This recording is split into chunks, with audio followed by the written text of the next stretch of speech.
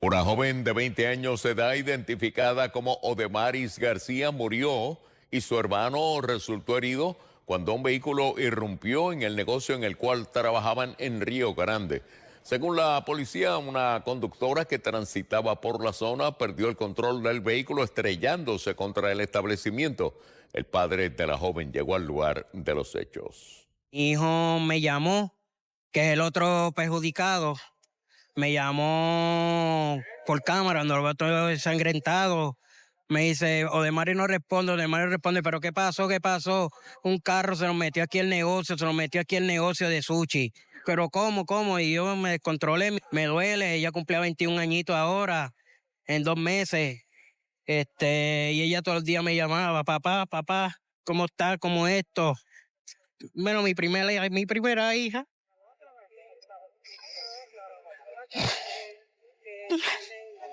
No es fácil, pero yo sé que yo creo en un Dios y Dios me la recibió con los brazos abiertos y arriba.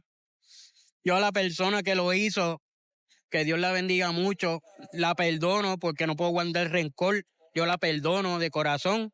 La dama de 75 años, la conductora, la cual iba a en un Kia Soul del 2025, fue transportada al hospital de área. La misma alega está estable, alega que tuvo condiciones de salud que la que provocó el choque. El hermano de la víctima se encuentra hospitalizado en condición estable, se informó. Buenas tardes y bienvenidos a Telenoticias. Desde este hermoso paisaje damos comienzo a las informaciones que son noticia hoy. Comenzamos con el tribunal que sentenció a Miguel González Varela a 15 años en probatoria tras declararse culpable por el asesinato de su exyerno. En nuestra noticia del día, Glorinel Soto informa que esta determinación evita la cárcel, pero impone condiciones severas que marcarán su libertad.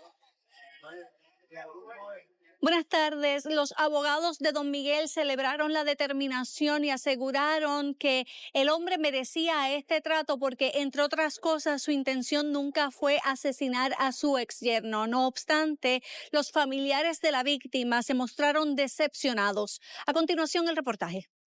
Gracias, mi gente, y a ustedes. Abrazado a su familia y sonriente, salió del tribunal de Arecibo Miguel González Varela tras recibir una sentencia de 15 años en probatoria por el asesinato de su exyerno Whistler Galarza el verano del 2025.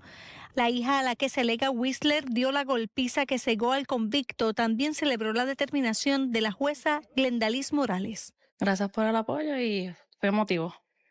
Gracias a papá Dios, a la justicia y al pueblo de Puerto Rico y de corazón que estuvieron conmigo, nunca me abandonaron. Gracias a Dios mi hermano salió bien. Le di a papá Dios que ayudaron a mi hermano. La determinación fue el resultado de una vista de impugnación que la defensa solicitó para cuestionar el informe presentencia en el que el técnico sociopenal había recomendado una sentencia fraccionada con la que don Miguel hubiese ido a prisión algunos años.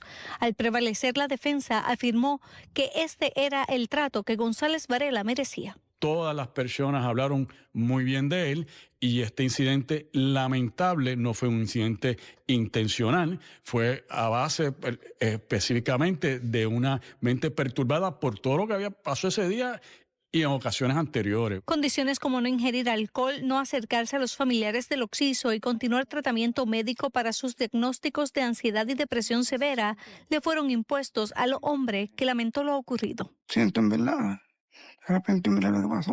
Como parte de la pena, el tribunal impuso una multa de $300 y fijó una vista de seguimiento para el próximo 6 de marzo a las 9 de la mañana. Los familiares de la víctima que estuvieron en el tribunal se mostraron decepcionados y expresaron su deseo de que el convicto fuera encarcelado. Mínimo que se hiciera justicia. ¿Que se hiciera justicia? ¿De qué forma? Que le dieran la pena mínima. Que fuera cárcel. Es correcto. Porque no mató un animal, mató un ser humano y dejó una niña huérfana. Para Telenoticias, Glorinel Soto Rodríguez. Y pasando a otras informaciones, el presidente Trump otorgó el perdón presidencial pleno y sin condiciones a la exgobernadora Wanda Vázquez Garcet, convicta por cargos federales de corrupción. Junto a la exmandataria también fueron indultados el asesor financiero Mark Rossini y el banquero venezolano Julio Herrera Bellutini. Walter Sotoleón con detalles. Lo que implica es que la vista de sentencia que estaba programada para las próximas semanas aquí en el Tribunal Federal queda sin efecto y Wanda Vázquez no cumpliría ninguna pena ni ningún tipo de multa a consecuencia de un delito menos grave por cual se declaró culpable el año pasado, en combinación con los demás coacusados, el banquero Julio Herrera Bellutini y Mark Ronson. Tan pronto comenzó a surgir este rumor hace unas horas, Telenoticias pudo entrevistar a la gobernadora Jennifer González. Esto fue lo que comentó. No voy a pedir hasta que no sea real, ¿verdad? Porque es una posibilidad como no lo es.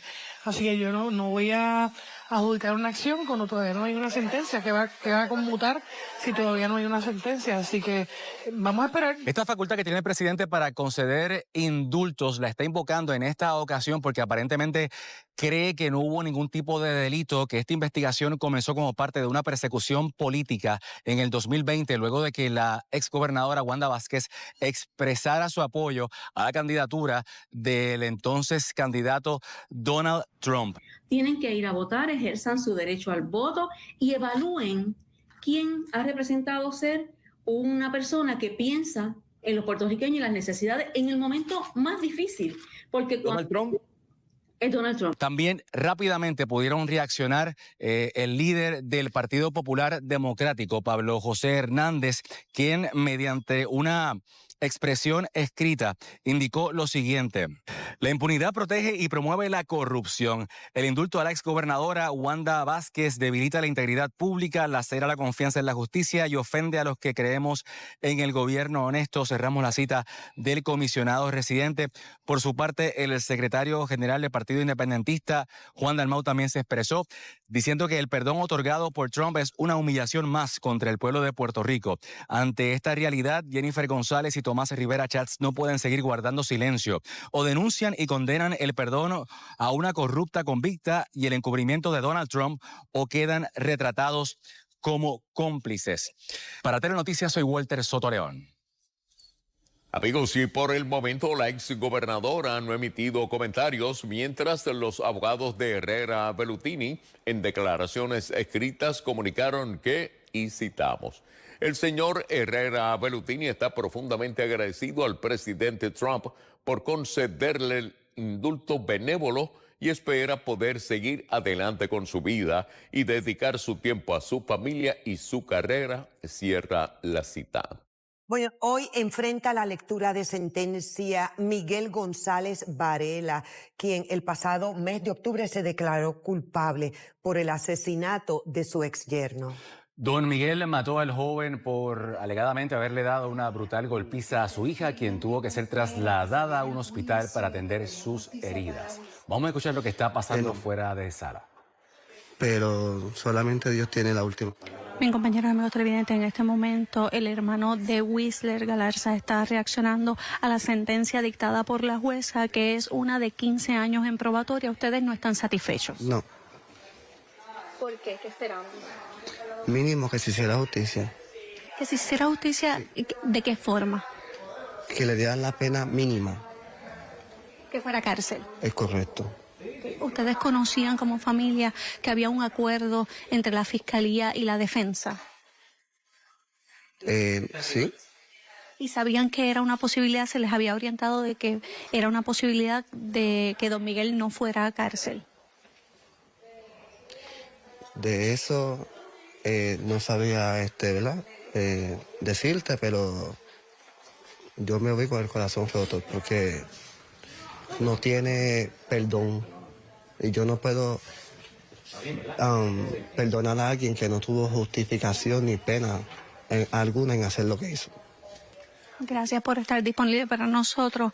Amigos, debo decirles que, como dije anteriormente, la sentencia fue una de 15 años bajo probatoria con las siguientes condiciones: no puede beber, no puede poseer armas de fuego ni armas blancas, no puede usar cannabis ni medicamentos sin prescripción. Tampoco Miguel puede ir a ningún lugar donde vendan bebidas alcohólicas y debe continuar su tratamiento psicológico tanto en APC como con su psicóloga privada y no puede acercarse a la familia de la víctima de Whistler Galarza.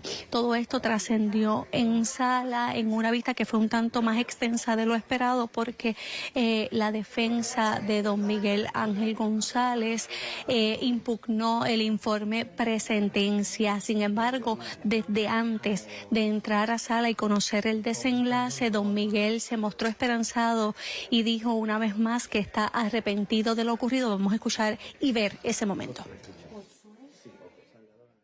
Me siento bastante bien, gracias a Dios. Espero que salga todo bien, confiando en Dios, pues, y confiarle en la justicia. Ellos son los que deciden todo honestamente, pues, y dejarle esto a papá Dios y la justicia, que hagan los mejores arreglos honestamente. Mirando hacia atrás todo lo ocurrido, usted en algún momento había expresado también arrepentimiento por la manera en la que reaccionó. ¿Eso se mantiene? Sí, lo siento en verdad. Arrepentirme de lo que pasó. Como les dije anteriormente, la vista fue un poco más extensa porque los abogados de defensa estaban impugnando el informe presentencia, que había sugerido una sentencia fraccionada, 15 años, pero una parte en cárcel, otra en probatoria. Esto no fue lo que la jueza acogió. La jueza mantuvo el acuerdo inicial entre las partes, que son 15 años en probatoria. Es la información que tengo para Telenoticias. Glorinel Soto Rodríguez. La captura de uno de los individuos más buscados de la región de Bayamón no fue solo el cierre de una investigación pendiente durante años, sino también un recordatorio incómodo de cómo ciertos patrones de violencia se repiten y se agravan cuando no se detienen a tiempo. Este viernes las autoridades confirmaron el arresto de John Anthony Pacheco Sánchez, de 27 años de edad, quien figuraba entre los 10 fugitivos más buscados de la zona policíaca de Bayamón. Sobre Pacheco Sánchez pesaban 2 órdenes de arresto activas emitidas en años distintos, con una fianza global ascendente a $600,000. Los cargos en su contra no solo incluyen violaciones graves a la ley de armas, sino también delitos de maltrato agravado bajo la ley 54 y maltrato conforme a la ley 57 relacionados con violencia doméstica y contra un menor. Según la investigación, la primera orden de arresto fue expedida por el juez M. Rodríguez Díaz del Tribunal de Bayamón con una fianza de $500,000. Esta orden se remonta a hechos ocurridos el 27 de marzo de 2019, cuando Pacheco Sánchez presuntamente estuvo involucrado en el transporte ilegal y la venta de un arma de fuego sin contar con la licencia requerida por ley. Las autoridades vinculan estos hechos con actividades asociadas al crimen organizado, lo que elevó la gravedad del caso desde sus inicios. La segunda orden fue expedida por la jueza Darelis López Rosario, también del Tribunal de Bayamón, con una fianza de $100,000 por eventos ocurridos el 25 de marzo de 2024. En este caso, los cargos son particularmente sensibles. Se alega que el imputado agredió físicamente en múltiples ocasiones a su hijo menor, quien tenía apenas 5 años de edad, así como a su expareja y madre del menor, golpeándolos en el área del rostro. Este patrón de violencia familiar es uno de los elementos que más alarma genera entre las autoridades y la comunidad. Tras su arresto, Pacheco Sánchez fue llevado ante la jueza Carolina Guzmán Tejada del Tribunal de Bayamón, quien ordenó su ingreso inmediato a prisión al no poder prestar la fianza impuesta. La determinación judicial marca un punto crucial en un caso que había permanecido abierto durante años y que acumulaba un historial preocupante de conductas violentas. El arresto fue diligenciado por el agente Rafael Rivera Ríos, adscrito a la División de Inteligencia y Arrestos Especiales de Bayamón, bajo la supervisión del sargento Víctor Díaz. Las autoridades destacaron la labor de seguimiento e inteligencia que permitió localizar y detener a un individuo considerado de alto riesgo para la seguridad pública. Más allá del operativo policial, este caso deja al descubierto una realidad que preocupa a Puerto Rico: la convergencia entre delitos de armas, crimen organizado y violencia intrafamiliar. Cuando estas conductas coinciden en una misma persona, el riesgo se multiplica, especialmente para los sectores más vulnerables, como los menores de edad. Desde el punto de vista social, la intervención oportuna de las autoridades puede marcar la diferencia entre la prevención y la tragedia. La violencia doméstica rara vez surge de manera aislada. Suele escalar cuando no se denuncia o no se atiende a tiempo. De igual forma, la circulación ilegal de armas continúa siendo un factor determinante en muchos de los episodios violentos que afectan a las comunidades. El arresto de John Anthony Pacheco Sánchez envía un mensaje claro: los casos no se archivan en el olvido y las órdenes judiciales, aunque tarden, se ejecutan. Para las víctimas representa una oportunidad de protección y de acceso a la justicia. Para la comunidad es un recordatorio de la importancia de denunciar, cooperar y mantenerse alerta. El arresto de John Anthony Pacheco Sánchez en Bayamón no es un hecho aislado ni debe leerse únicamente como una victoria operativa de las autoridades. Es sobre todo un caso que expone con crudeza cómo la violencia tiende a desplazarse y transformarse cuando no se interviene a tiempo, pasando del ámbito del crimen organizado al espacio más íntimo del hogar. La cronología del caso resulta reveladora. La primera orden de arresto, emitida en 2019, estaba relacionada con la posesión y el tráfico ilegal de armas de fuego, un delito que suele operar en redes más amplias y que rara vez se queda en un solo evento. El paso del tiempo sin que se ejecutara esa orden permitió que el patrón de conducta evolucionara. Años después, en 2024, surge una segunda orden, esta vez por violencia directa contra su propio hijo menor y contra su expareja. El denominador común no es el arma, sino el control, la agresión y la normalización de la violencia como forma de resolver conflictos. Desde el punto de vista del análisis criminal, esta progresión es tristemente frecuente. La posesión ilegal de armas suele ir acompañada de una percepción de poder e impunidad. Cuando ese comportamiento no es detenido, La violencia se filtra hacia otros espacios, especialmente aquellos donde el agresor siente que tiene dominio absoluto. En este caso, el entorno familiar se convirtió en el escenario más vulnerable. El hecho de que uno de los cargos involucre a un menor de apenas 5 años añade una dimensión particularmente alarmante. La violencia contra niños no solo deja marcas físicas, sino secuelas emocionales profundas y duraderas.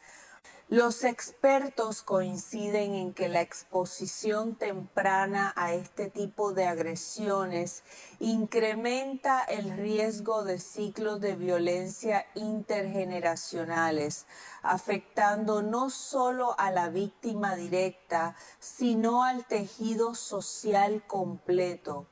La decisión judicial de ordenar el ingreso inmediato a prisión refleja la gravedad con la que el sistema ve este conjunto de conductas. No se trata únicamente de castigar un delito puntual, sino de proteger a posibles víctimas futuras. En ese sentido, la fianza elevada y la determinación del tribunal envían un mensaje claro: la acumulación de delitos violentos, especialmente cuando involucran armas y maltrato familiar, no será tratada con indulgencia. El trabajo de la División de Inteligencia y Arrestos Especiales también merece atención. Estos casos suelen requerir meses, incluso años, de seguimiento, verificación de información y coordinación entre distintas unidades. No siempre terminan en titulares llamativos, pero son esenciales para retirar de las calles a personas que representan un riesgo real para la comunidad.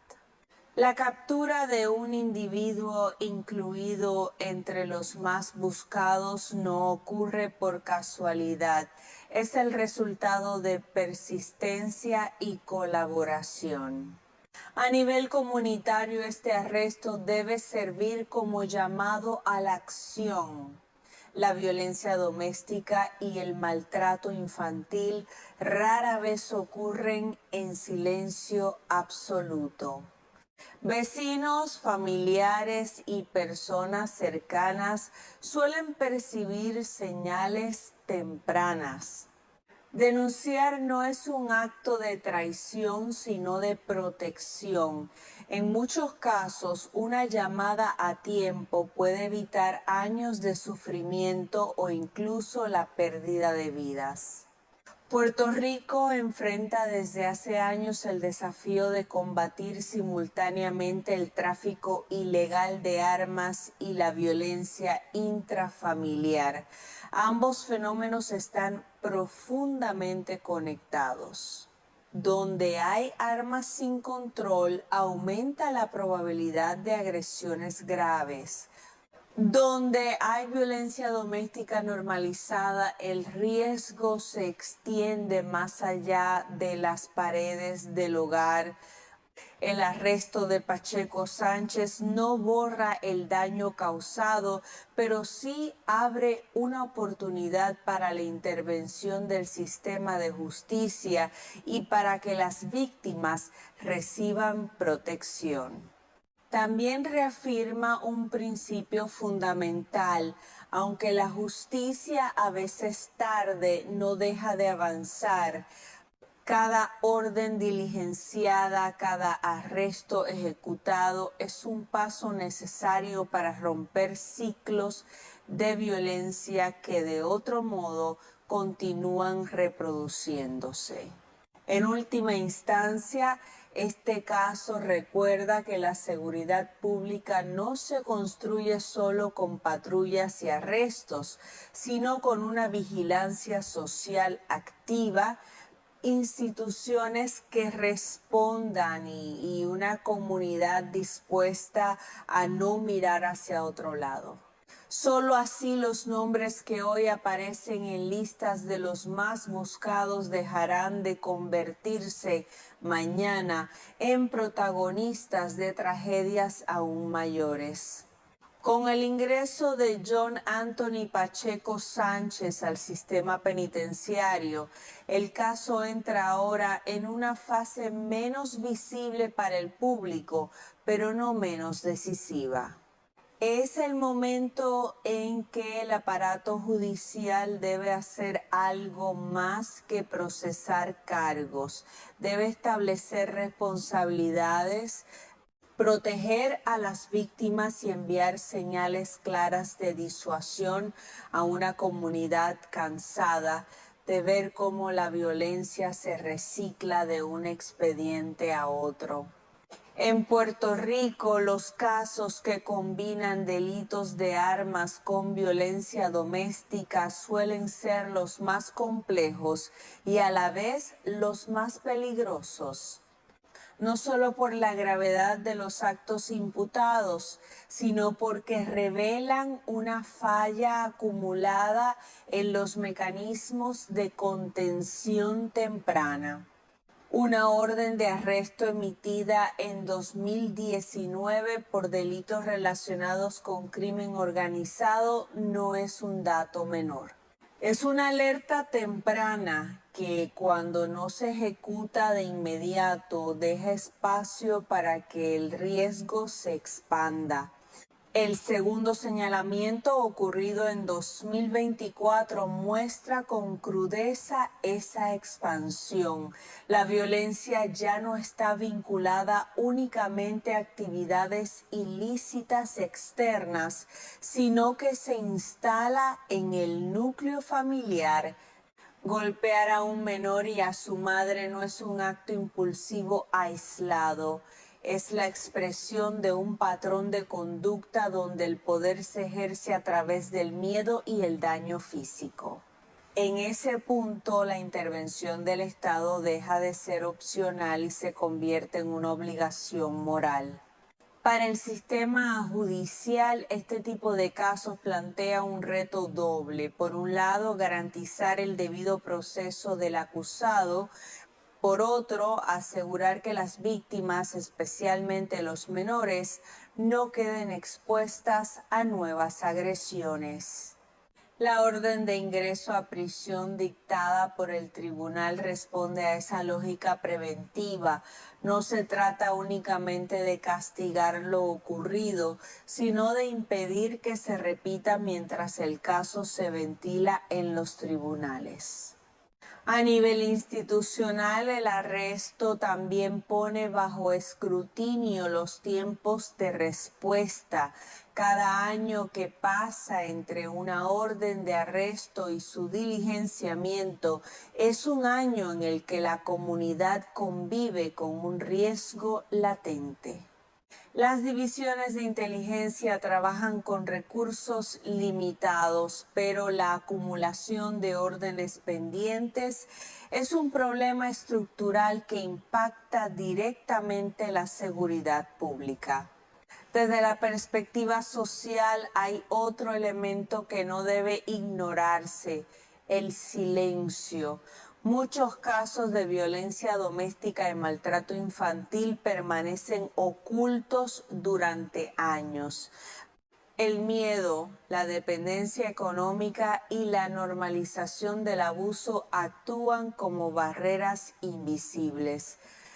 Cuando finalmente salen a la luz, lo hacen tras episodios graves, a veces irreversibles. Por eso, cada arresto de este tipo debe leerse también como un llamado a fortalecer las redes de apoyo y denuncia. En Bayamón, como en otras zonas del país, las autoridades han insistido en la importancia de la colaboración ciudadana, no como un gesto simbólico, sino como una herramienta concreta de prevención. La información que llega a tiempo puede marcar la diferencia entre una intervención temprana y una tragedia. La justicia por sí sola no puede actuar en el vacío. El caso de Pacheco Sánchez también recuerda que las listas de los más buscados no son simples estadísticas. Detrás de cada nombre hay historias de víctimas, comunidades afectadas y oportunidades perdidas de intervención. Sacar a una persona violenta de circulación no resuelve todos los problemas, pero reduce de manera inmediata el riesgo para quienes estaban a su alrededor. En el plano más amplio, Puerto Rico enfrenta el desafío de atender las causas profundas de esta violencia: el acceso ilegal a armas, la cultura de impunidad, la falta de atención temprana a conductas agresivas y la debilidad de los sistemas de apoyo familiar. Cada arresto exitoso es un paso necesario, pero insuficiente si no va acompañado de políticas sostenidas de prevención y protección. Al final, la verdadera medida de este caso no estará solo en la condena que pueda imponerse, sino en lo que ocurra después, en si las víctimas reciben acompañamiento real, en si las instituciones aprenden de los retrasos, en si la comunidad se siente más segura y más dispuesta a denunciar. La justicia penal actúa cuando el daño ya ocurrió. El reto pendiente es lograr que en el futuro menos niños, menos familias y menos comunidades tengan que esperar a que un nombre aparezca en una lista de los más buscados para que el Estado intervenga. Ese es el debate de fondo que este arresto vuelve a poner sobre la mesa, aunque no siempre se diga en voz alta. Hay otro ángulo que este arresto obliga a mirar con honestidad, y es el de la responsabilidad colectiva cuando una persona acumula señales de peligro durante años sin ser detenida. El caso de John Anthony Pacheco Sánchez no surgió de la nada en 2024. Su nombre ya figuraba en expedientes judiciales desde 2019, vinculado a delitos de armas y crimen organizado. Esa trayectoria plantea una pregunta incómoda pero necesaria. ¿Cuántas oportunidades tuvo el sistema para intervenir antes de que la violencia llegara al entorno de un menor? En criminología existe un consenso amplio sobre un punto clave: la escalada. Rara vez un agresor pasa de un delito aislado a la violencia extrema sin señales previas. El acceso ilegal a armas, la vinculación con estructuras criminales y la impunidad prolongada suelen actuar como catalizadores. Cuando no hay consecuencias inmediatas, se refuerza la percepción de control y poder. En ese contexto, la violencia deja de ser excepcional y se convierte en una herramienta habitual. El impacto de esa escalada no se limita al agresor y a sus víctimas directas, afecta a comunidades enteras. En zonas residenciales como Bayamón, cada arresto de alto perfil deja una huella emocional. Vecinos que se preguntan cuánto tiempo convivieron con alguien peligroso, familias que recuerdan discusiones, gritos o señales que tal vez no supieron interpretar.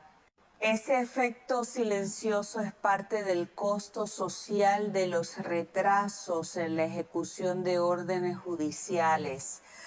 También hay un componente institucional que merece atención: las divisiones de inteligencia y arrestos especiales trabajan bajo presión constante, priorizando casos según nivel de riesgo y recursos disponibles.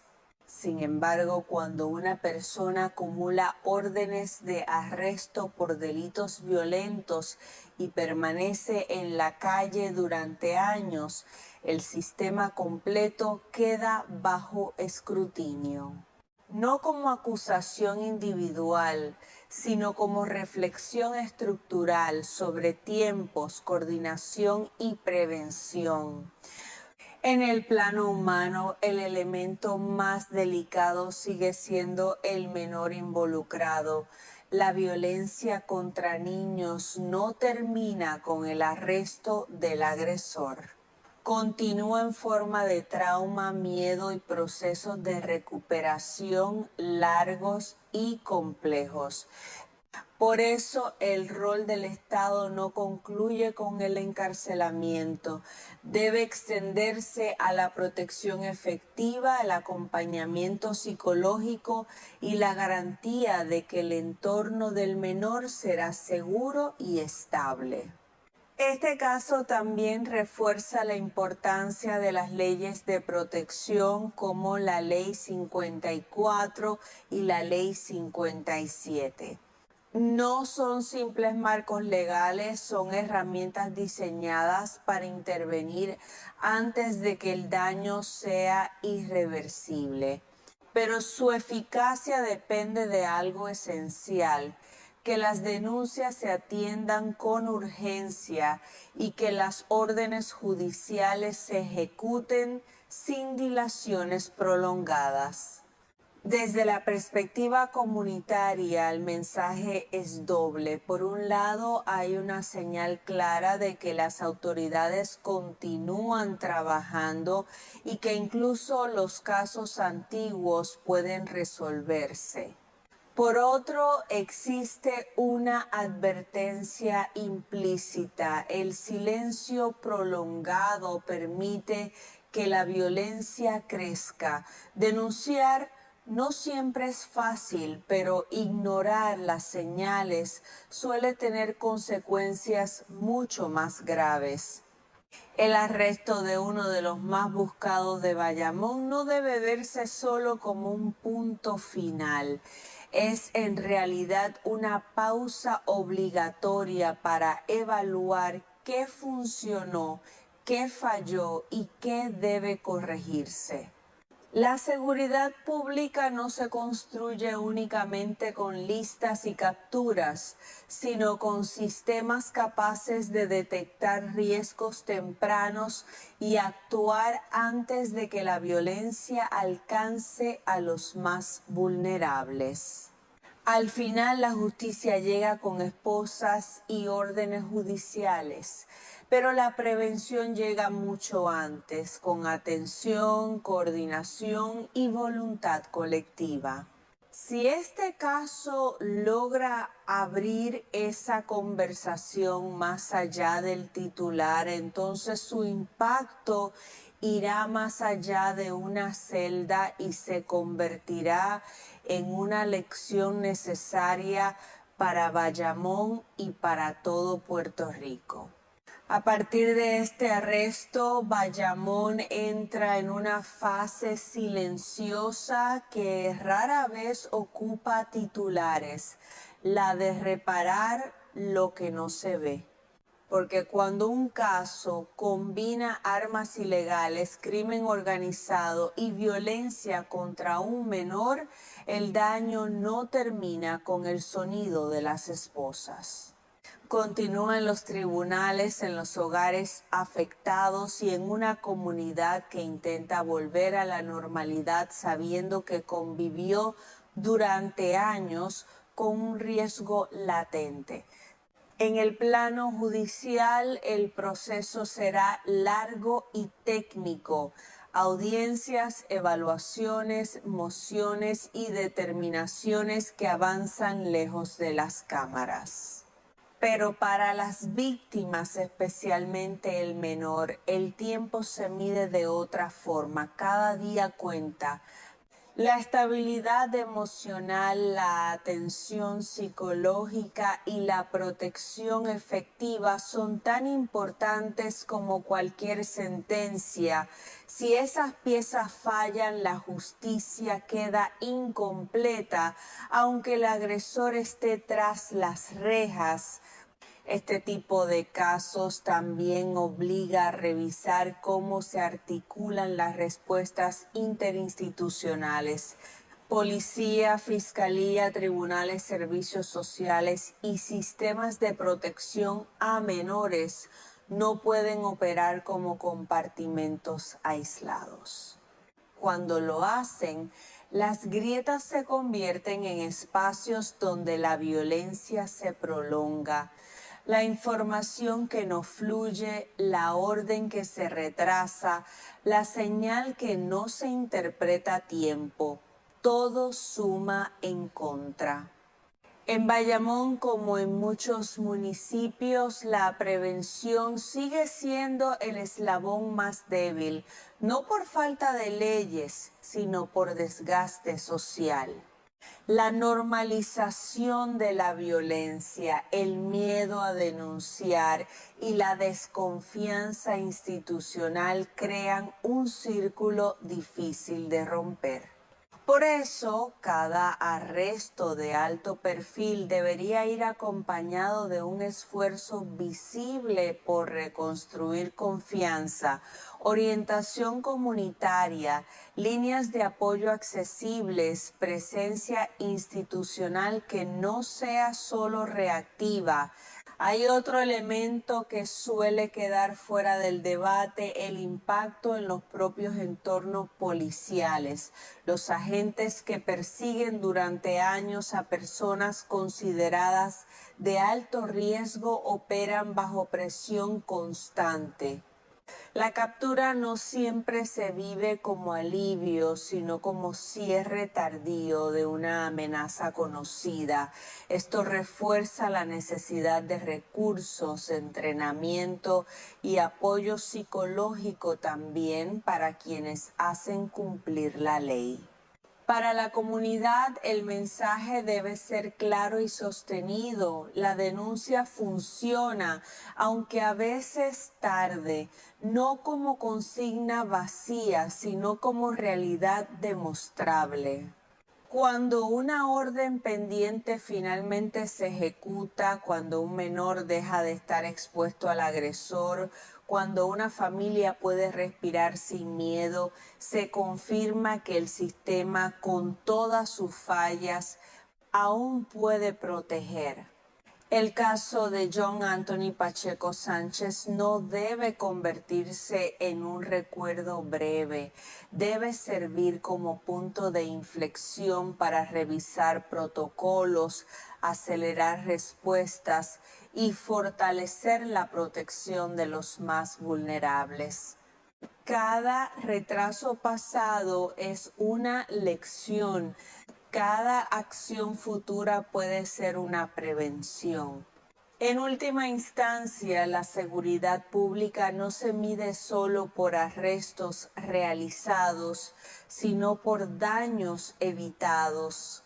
Cuando el sistema logra intervenir antes de que la violencia escale, cuando una alerta temprana se traduce en acción concreta, ahí es donde la justicia cumple su función más noble. Bayamón sigue adelante, pero lo hace con una responsabilidad renovada, aprender de lo ocurrido y no permitir que los mismos patrones se repitan en silencio. Porque la verdadera victoria no es capturar a uno de los más buscados, es evitar que otro nombre tenga que ocupar ese lugar en el futuro.